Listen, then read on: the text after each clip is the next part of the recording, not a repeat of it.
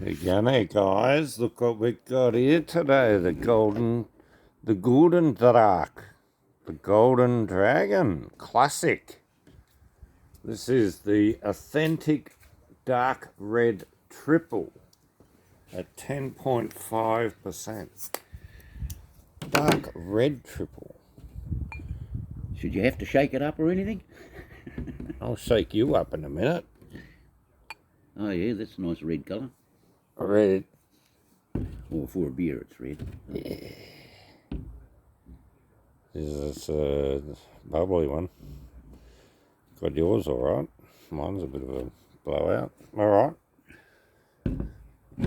The Golden Draak. Golden Dragon. Frost.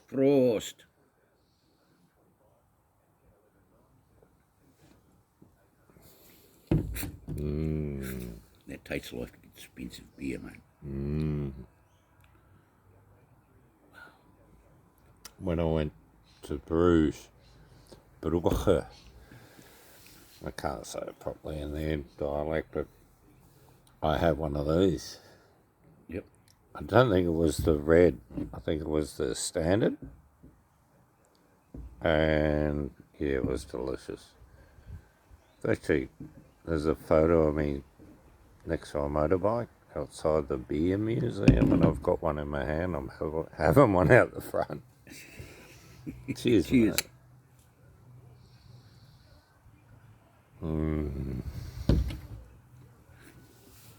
Gee, you certainly bring around some good beers, mate. That's very nice. Yeah. Someone mentioned the other day that they had a Golden Draak and they thought it was better than the best Trappist beer that I mentioned. And after having that, I'm hard to argue. That's a delicious beer, isn't it? Very, very good beer. Oh, Tasty. tasty, but And it's not one that you want to throw down either. It's no, real sipper. It is. There's not many beers Good that aftertaste. sippers. Oh yeah, rich and delicious and luxurious tasting, aren't it? Certainly like that. Not like the other one we had the other day where the hops were hops. It was hopped. Too much hops, wasn't it? Yeah, I think in the A end. little bit. This.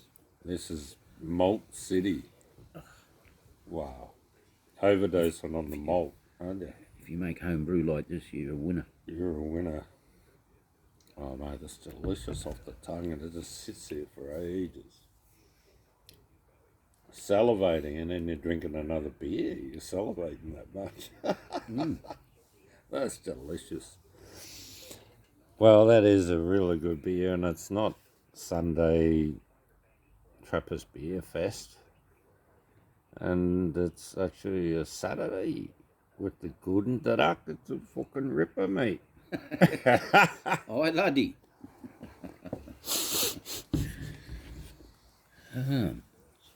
Did you buy this locally or at a Aldi or whatever? Up at Mitcham. Yeah. Yeah. That bloke underneath the. The bar. Yeah. Upstairs, yeah. Point of difference. Forages. Underneath forages. Yeah. Point of difference, that bottle shop. He's got them in there, and it's well worth buying them. They're about $12 or so. Somewhere around there. Worth it. Okay. That's delicious. I haven't had one of those. I'll have to have a look at the picture if it's a white bottle or a different colour bottle. But yeah, I mightn't have had that since I was in Belgium last time. That's 10 years ago. They do a lot of good packaging over there, don't they? Oh, yeah. And this is plastic sealed on there. I might have to get One the other roll. one. Next week we'll do the other one. They got two of theirs there, Gives it a look of a clay bottle. doesn't it? Another one. The other one had texture on it as well, didn't it? That did, yeah. Trippy. But this beer is world class in my book. That's delicious.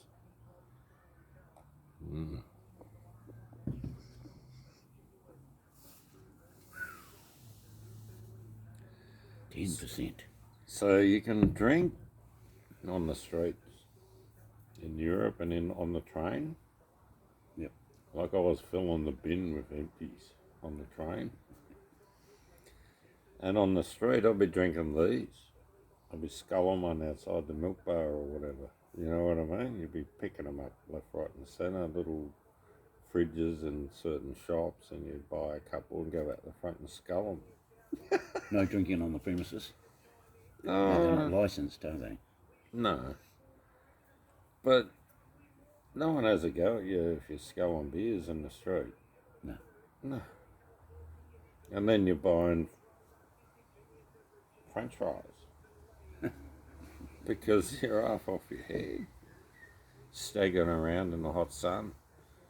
And you've had 10, 11% beers, you know what I mean? You've had a couple of them, and then all of a sudden you're thinking, shit, need some chips. With curry sauce. Bit of munchies, eh? Oh, yeah. Got the munchies over there a bit. But beers like this, you just go, you're kidding. How good's that? We're missing these beers in Australia. But now, New Zealand's starting to make beer close to this. Yeah, yeah. New Zealand's better, I think, than Australia beer. You got better soil, even though it's just a bloody strip, like a nature strip. You grow everything on a postage stamp. But Australia's soil, not as good. Our water's not as good. You know what I mean? Mm. So you're dealing with an uphill battle where you're trying to beat you guys at making beer. Yeah, but the water is, most of the water is put through, what do you call it? An exchanger. Takes chlorinated and fluorinated. It's dechlorinated and defluorinated, mate. Oh, okay. Yeah. So I was going to say, do any take it off a natural spring or anything? I couldn't tell you that, but I'd say some do. Yeah. But there are... They have glacial beers from certain places I've had. Yep. So they use that glacial water. Yeah, because there's a lot of stringent health regulations regarding water that you add to food products. Yeah. Yeah, they go through ion exchanges. That's what the word I was looking for. Mm. They're filled Clean them up. They're filled up with plastics that are positive and the other one's negative, and it goes through one to the other and comes out neutral and takes out all the impurities. Right.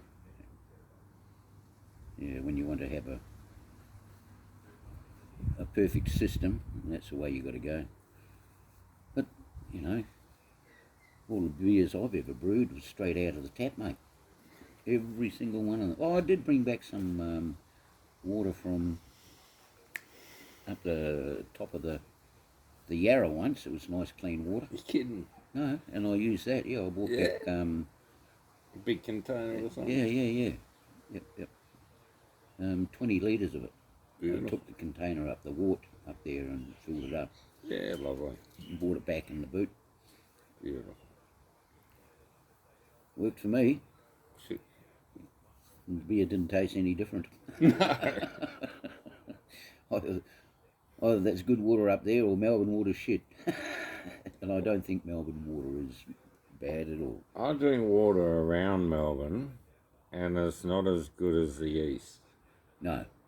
There's a little section that runs from like Maroondah and Sylvan to the city, and that's the best beer. Best water in Melbourne. Yeah, I've got to admit, I drink a lot of water when I'm working. Mm. In some places, the water is just okay. Yeah. In other places, the water tastes beautiful. Yeah. Depends, how long the pipes have been there, whether they've got copper, plastic, galvanised. Where they're drinking from, that determines. Which reservoir it comes from. Big time, mate. Big time. But I must admit, though, Sylvan and Maroondah taste beautiful. They're really well protected, and they're like away from dust and certain dams have got different soil and they're different and they've got different flavours. Yeah. So if you're down a peninsula, the water shit tastes real weird. Doesn't taste Well, that's at the end of the line, mate. good, isn't it? They've got So two. all the shit two builds up water. in the pipes down there, mate. Go down there. Oh, no, they've got recirculating systems. And I think they got one down there, Red Bend or something reservoir, and they've got, I think they feed off that one over there, the big one. That's not that big. It never fills up. Oh, Thompson. Nah, the one here, not far. Oh, Coldstream. Up that way. No, just out sort of Narry Warren way, out there, out near Belgrave. Sylvan. Yeah, no, not that one. The one you go and swim. Anyway, we're still filming, are we? Oh, You're okay. fucking kidding me. Anyway, cheers, boys. Cheers, guys. I'll finish mine. Girls.